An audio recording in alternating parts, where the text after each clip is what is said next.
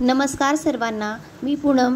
मी आपल्या मराठी यूट्यूब चॅनलमध्ये आपणा सर्वांचं अगदी मनापासून स्वागत करते. आयुष्य म्हटलं तर सुख दुःखही येणारच. प्रत्येकाच्याच आयुष्यात प्रत्येक क्षण हा सुखाचाच असतो असं नाही. मग आपल्या आयुष्यात येणाऱ्या अडचणी यातून बाहेर पडण्यासाठी आपण काहीतरी मार्ग बघत असतो. म्हणूनच आपण स्वामी सेवा करत असतो. पण खूप ताईंचा, दादांचा हा प्रॉब्लेम आहे की ताई, मला स्वामी सेवा करायची आहे पण मी नॉनव्हेज खातो, किंवा मी नाही खात पण माझ्या घरात नॉनव्हेज खातात, तर मी स्वामी सेवा केली तर चालते का? काही व्हिडिओ तुम्ही बघितले असतील यूट्यूबवरती की त्याच्यामध्ये सांगितलं आहे की स्वामी सेवेमध्ये मांसाहार हा पूर्णपणे वर्ज्य असतो. ते काही चुकीचं सांगतायत असं मला नाही म्हणायचं, पण काही गोष्टी अशा आहेत की आपण नॉनव्हेज खातो म्हणून आपण स्वामी सेवाच करायची नाही असं हे मला पटत नाही, हे माझ्या बुद्धीला पटत नाही. अशाच काही प्रश्नांची उत्तरं तुम्हाला या व्हिडिओमध्ये मिळणार आहेत. तुम्ही जर या चॅनेलवरती नवीन असाल तर व्हिडिओला लाईक करा आणि चॅनेललाही सबस्क्राईब करायला विसरू नका. बघा, सगळ्यात महत्त्वाचा प्रश्न की आपण स्वामी सेवा का करतो. कसं असतं, काही लोक मनाच्या समाधानासाठी किंवा कुठंतरी शांती समाधान मिळावं म्हणून स्वामी सेवा करत असतं, तर काही जणांच्या आयुष्यात इतक्या कठीण अडचणी आलेल्या असतात की त्यातून बाहेर निघायला काही मार्गच नसतो. अशावेळी आपण स्वामींचा हात धरतो आणि स्वामी आपल्याला काहीतरी मार्ग दाखवतील म्हणून आपण स्वामी सेवा करत असतो. पण फक्त नॉनव्हेज खाल्लं म्हणून स्वामी सेवा करत नाहीत असं खूप जण सांगतात. म्हणून मग मी करू का? मी केलं तर माझ्या बाबतीत काही वाईट घडणार नाही ना? अगोदरच आयुष्यात एवढे सगळे प्रॉब्लेम आहेत आणि पुन्हा प्रॉब्लेम आले तर मी काय करू, असं तुम्ही समजत असाल तर असं अजिबात नाही. तुम्ही नॉनव्हेज खाताय, तुम्ही मांसाहार करताय म्हणून सेवाच करायची नाही, हे एकदम चुकीचं आहे. देव काय बघत असतो? देव तुमची भक्ती बघतो. तुम्ही काय खाल्लंय, तुम्ही काय प्यायलाय हे देव नाही बघत. तुमचं मन किती शुद्ध आहे, तुमचं अंतःकरण किती पवित्र आहे, किती स्वच्छ मनानं तुम्ही ईश्वराची भक्ती करताय हे आपले महाराज बघत असतात. तुम्ही कितीही कठीण प्रसंगात असाल बघा, आणि ज्यावेळी आपल्याला काहीच मार्ग दिसत नाही आणि अगदी पुढं अंधार असतो आणि अशावेळी अंतःकरणापासून आपण फक्त एकदा स्वामींना आवाज दिला तर स्वामी कुणाच्या तरी रूपानं आपल्या समोर येतात आणि आपल्याला जाणवतं की अरे, हे सगळं स्वामींमुळेच झालंय. मग त्यांची सेवा आपण का नाही करायची सांगा बरं? फक्त नॉनव्हेज खातोय म्हणून किंवा आपल्या घरातले खात आहेत म्हणून. हे बघा, बरेच जण अशाही ताई आहेत की त्या स्वतः खात नाहीत पण त्यांच्या घरात नॉनव्हेज खातात. मग त्यांना ते नॉनव्हेज बनवून द्यावं लागतं, किंवा मिस्टर खातात त्यांना बनवून द्यावं लागतं. काही ताई स्वतः अशा आहेत की त्या स्वतः नॉनव्हेज खातात पण केंद्रात सांगतात किंवा काही लोकांनी सांगितलं आहे की नॉनव्हेज खाल्ल्यावर सेवा करत नाहीत म्हणून मी करत नाही ते बाबा, मला भीती वाटते की काहीतरी वाईट होईल, काहीतरी निगेटिव्ह होईल. तर असं काहीही नाही आहे. हे माझं स्वतःचं मत आहे आणि हा माझा स्वतःचा अनुभव आहे.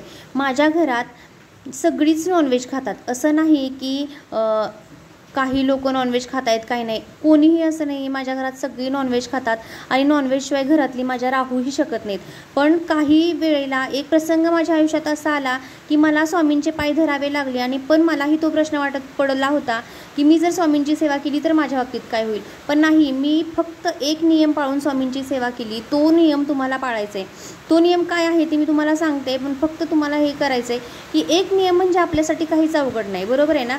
मग तो एक नियम जर तुम्ही पाळून स्वामींची सेवा केली तर स्वामी कधीही तुमची साथ सोडणार नाही. आता राहिला प्रश्न की नॉनव्हेज खाल्ल्यामुळं काय होतं. तर कसं असतं, नॉनव्हेज ज्यावेळी आपण खातो तेव्हा तुम्ही स्वतः ऑब्झर्व करा की तुमची स्वतःची चिडचिड होत असते, तुम्ही स्वतः कोणाचा तरी रागराग करत असता, तुमचं माइंड स्थिर नसतं, तुमच्या डोक्यात काहीतरी वेगळेच विचार येत असतात, घरातलं वातावरण पॉझिटिव्ह नसतं. आणि अशावेळी आपण जर स्वामी सेवा केली तर ती देवापर्यंत पोहोचेल का हो? तुम्ही स्वतः सांगा. आणि सगळ्यात महत्त्वाची गोष्ट, ज्यावेळी आपल्या हाताला ते नॉनव्हेज लागलेलं असतं, आपला त्याला स्पर्श झालेला असतो, त्यावेळी स्वामी चरित्र सारामृत असेल किंवा आपली नित्यसेवेचं पुस्तक असेल, जपाची माळ असेल, याला आपण तो घाणेरडा हात जर लावला तर त्याचं काहीतरी पाप आपल्या माथी पडेल ना. फक्त म्हणूनच ज्यावेळी आपण नॉनव्हेज खातो त्यावेळी या जपाची माळ, स्वामी चरित्र सारामृत किंवा कुठलाही ग्रंथ असेल, अशा पवित्र गोष्टींना आपण हातच लावायचा नाही.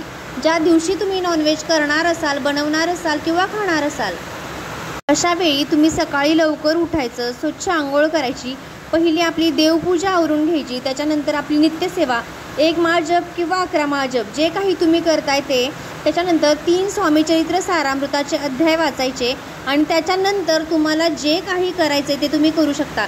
पण ज्यावेळी तुम्ही नॉनव्हेज बनवता किंवा खाता त्याच्यानंतर तुम्ही देवाजवळ जायचं नाही, देवाच्या कुठल्याही पवित्र गोष्टीला हात लावायचा नाही. हा सगळ्यात महत्त्वाचा नियम.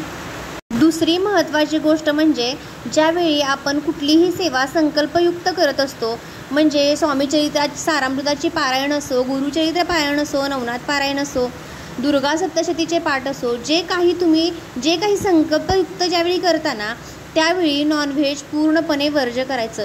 तुम्हीच काय, घरात कोणालाही खाऊही द्यायचं नाही आणि घरातही करायचं नाही. या गोष्टी काय आपण दररोज करत नसतो, नेहमी करत नसतो. महिन्यातून एकदा किंवा जयंती असेल, स्वामीची जयंती असेल, दत्त जयंती असेल, अशा वेळेला आपण या संकल्पयुक्त सेवा करत असतो. तेवढे आपण 8 दिवस तर पाळू शकतो, त्याच्यात काहीही अवघड नाही आहे. इतर वेळी तुम्ही नॉनव्हेज खाऊन नित्य सेवा करू शकता, हे मी सांगते. फक्त हा नियम आहे की तुम्ही ज्या दिवशी नॉनव्हेज खाणार तेव्हा नॉनव्हेज खाऊन देवाच्या कुठल्याही गोष्टीला, पवित्र गोष्टीला हात लावायचा नाही. आणि देव काय बघतो, तुम्ही किती मनापासून भक्ती करताय, तुम्ही किती अंतःकरणापासून देवाची भक्ती करताय हे देव बघत असतो. तुम्ही काय खाल्लंय, काय पिल्लंय याच्याशी काही फरक पडत नाही, हे देव बघत नसतो. तुमचं मन किती स्वच्छ आहे, तुमचा आत्मा किती पवित्र आहे. काही लोक असे असतात बघा की सगळे नियम पाळून सेवा करतात, सगळं काही पाळतात, नॉनव्हेज खात नाहीत, घरातले सगळे नियम व्यवस्थित पाळून सगळ्या सेवा अगदी मनापासून करतात.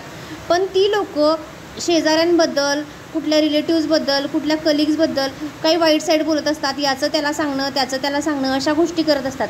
तर अशा लोकांना देव पावेल का, तुम्ही स्वतःच सांगा. फक्त तुम्ही अशा गोष्टी पाळा की कुणाचं काहीही आपण वाईट करणार नाही, आपल्याकडून कोणाचंही मन दुखावलं जाणार नाही, कुठलीही व्यक्ती दुखावली जाणार नाही. तुम्ही ईश्वराची भक्ती करताय तर तुम्ही माणूस जपा. माणसं ज्यावेळी तुम्ही जपाल ना तेव्हा देव नक्कीच तुमच्या पाठीशी उभा असतो.